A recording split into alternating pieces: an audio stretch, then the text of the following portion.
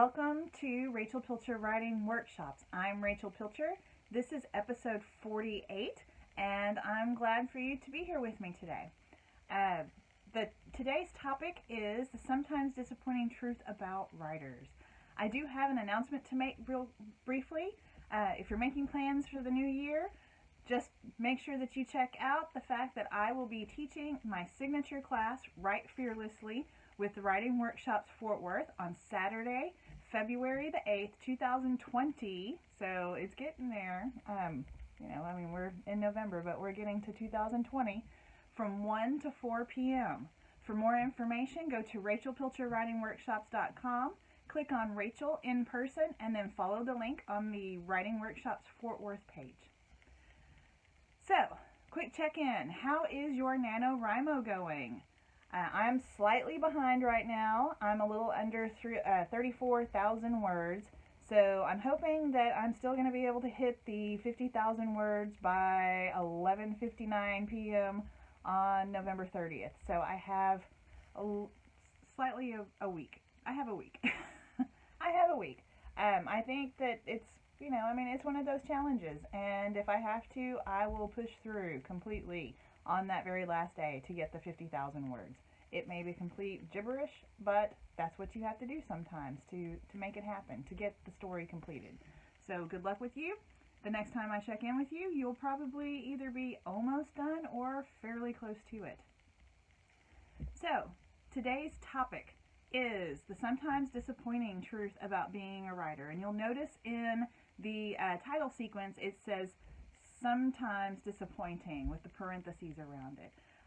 Because sometimes being a writer, especially if you are a full-time writer, but if you're a part-time writer, you experience this probably on a completely different scale. But as a part-time writer, you probably will feel disappointment a little bit more than you will as a full-time writer because you're spending less time at being able to make it a success. And that's not a bad thing. It's just that, disappointments happen all the time in life. So here are some of the disappointments, and I'm going to kind of round it off with a cheerleading session. So hold with me. The first disappointment, you're not really guaranteed a payoff. You might not ever make a dime off your writing, or at least you won't make it at first. So even if you're busting your butt, getting out there, getting things done, it takes a while for people to get to know who you are. The second, rejection happens all of the time. People are critical of your work.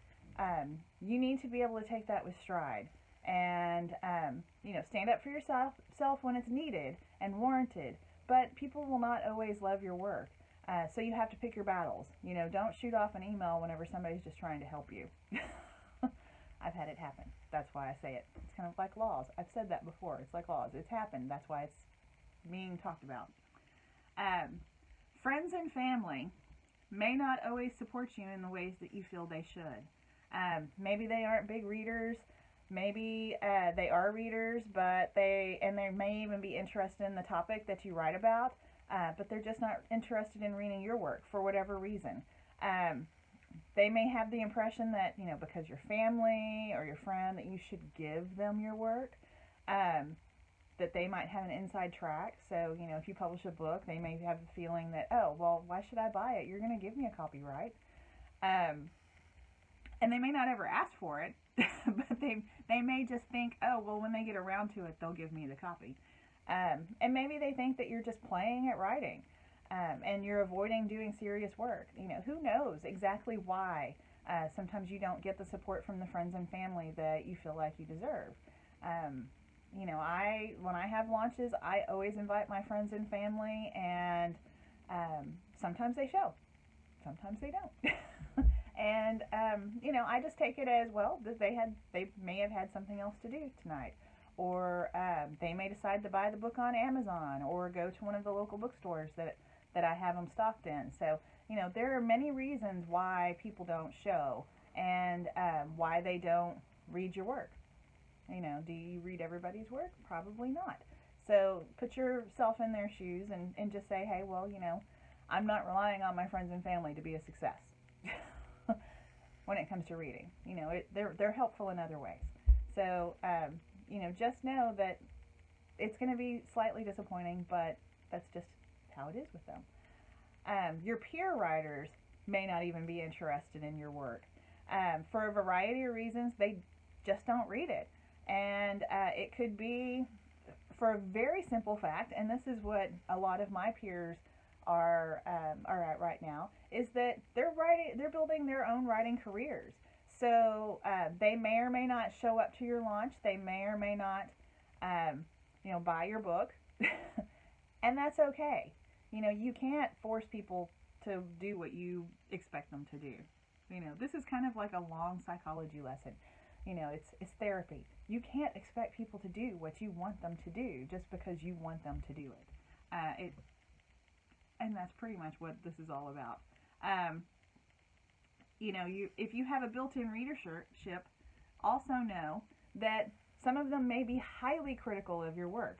They could question your word choice. They could question the topic that you're covering, or how you presented it. You could have 5 different readers say 5 different things about your work. And if any of you have put your work through beta readers, a lot of times you'll know, it's like, okay, these 5 all said something completely different about different parts of my work. And some of them loved it, and some of them hated it, maybe even about the same exact thing. Where you really need to make sure that you pay attention to your readership is if they are all complaining about the same thing and saying the same thing. Because that could be, a signal that maybe you have a plot hole. Maybe you do have weird word choice during that section. And I know I'm saying weird word choice because everybody has weird word choice at some point. But it could be that, they're showing interest in your work, but you feel like it's negative interest. And so that can be a disappointment. But that can also be the challenge. It's like, okay, well, they're speaking out about this. Let me take a second look at it. So, there could also just be that there are trolls sometimes. There are people that are going to say negative things about everything. Everything. They will find the negative in everything. I work with people at my school that are like that. They will look at it and they will go, oh, well, it's real nice that you're able to do that. I wish I had time to do that. I actually had somebody say that to me one time. I'm just looking at them like, no, you're a negative troll, go away. So you have to look at it as, some negative can help, and negative can just be somebody being negative because that's who they are. And finally on this, professional rejection from agents and publishers hurts, and it can even make writers question whether they're doing exactly what they should be doing with their work. It may be that they show interest in samples that you've sent them, and for whatever reason they turn around and they're like, never mind, that's not what we're looking for. I know that I have had to professionally reject some very good writers just recently because of work with my day job and trying to get other things going. I just can't publish their work. I would love to. It's not a matter of I don't think they're good enough for me. It's a matter of I think that they are too good to waste their time waiting for me to be able to do what I need to do. So I hope that I conveyed that whenever I was sending the emails or responding in person, just saying, your work is very good. I love your work. I would love to be able to do it. I just don't have the time to do it right now. And, for those of you who know, with Sleeping Panther Press, I'm a one-woman show, so I have to organize everything through that. So, it's just one of those things that I have to, at some point, just say, I'm sorry, I can't do it. So, for whatever the reason is, there is a reason. So just know that it's not personal. These are the types of rejections that, as a writer, can really hurt a person.